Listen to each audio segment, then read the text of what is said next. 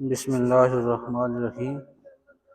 آج کی جو ہماری ویڈیو ہے یہ قرآن پاک کی ایک آیت ہے، اس کا ایک حصہ ہے۔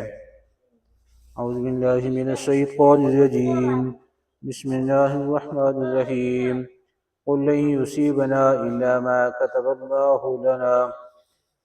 اس کا ترجمہ ہے کہ کہو ہمیں صرف وہی چیز پہنچے گی جو اللہ نے ہمارے لیے لکھ دی ہے۔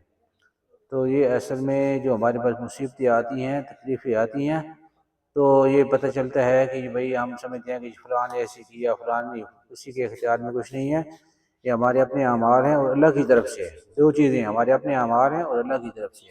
قُل لَن يُصِيبَنَا إِلَّا مَا كَتَبَ اللَّهُ لَنَا هُوَ مَوْلَانَا، یعنی اللہ کی طرف سے ہمارے جو اللہ کی ذات پر یقین ہونا چاہیے، اس مصیبت کو اللہ کی طرف منسوب کرنی چاہیے کہ یہ اللہ کا حکم تھا، میرے اپنے اعمال تھے، کیونکہ آسمان کے دو دروازے ہیں، ایک سے انسان کے اعمال جاتے ہیں اور ایک سے انسان کے ایک دروازے سے انسان کے اعمال اوپر جاتے ہیں اور دوسرے دروازے سے انسان کے اوپر حالات آتے ہیں۔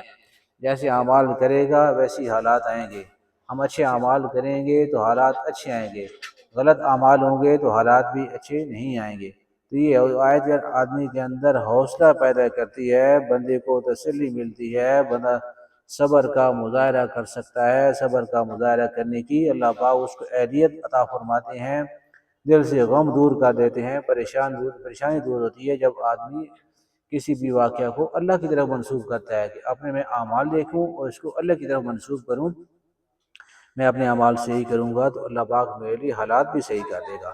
حالات کا تعلق اعمال کے ساتھ ہے، اعمال صحیح ہوں گے تو حالات صحیح ہوں گے، تو اس لیے ہمیں اپنے اعمال کی طرف توجہ کرنی چاہیے۔ تو یہ قرآن پاک کی آیات ہیں، ان کو پڑھنے سے حوصلہ نصیب ہوتا ہے، بندہ انکریج ہو جاتا ہے، حوصلہ بڑھ جاتا ہے، اندر ہمت پیدا ہو جاتی ہے۔